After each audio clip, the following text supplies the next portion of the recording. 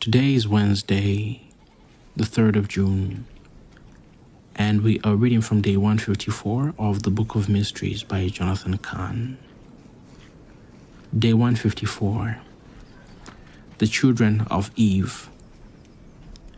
"Listen," said the teacher. The sound was coming from one of the tents in the camp, a tent that appeared to be the center of commotion and excitement. The sound was distant but distinct. It was the cry of a woman in childbirth. "It goes back to the garden," he said, "to the fall of man, the curse. For Adam, it would involve toil, thorns, and death. But for Eve, it would involve the pain of childbirth. And yet, that very pain would be part of bringing forth new life. You see, the curse did not stop life from coming. Life would come, but it would now come through tears. God's purposes would still be fulfilled, but through the pains of labor. In fact, the scriptures declare that all creation is undergoing the pains of childbirth." What does that mean, though? It means that the creation was meant to bear fruit, to bring forth the life and purposes of God.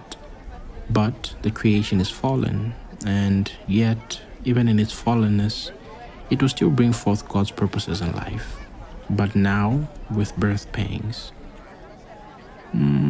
How does that happen? Through the creation comes the new birth. A fallen world brings forth the children of God. Even in the darkness and brokenness of this creation, God's children are born, but now through the pains of childbirth. They are born again through the birth pangs of emptiness, of disillusionment, of frustration, of disappointment, of broken dreams, of unanswered longings, wounding, and of tears. The creation groans and brings forth God's life. "Oh, listen," I said. At that moment, there was an eruption of shouting and joy from the tent. The child was born. "And now," said the teacher, "she will forget her pain in the joy of her new life." So too it is with the child of God. Whatever pains and tears they knew in this life would become the birth pangs of new life. So, don't despise the tears, but know that in God, every tear will bring forth birth, and every sorrow, new life. And the pains of this world will be forgotten in the joy of new life and the miracle of birth.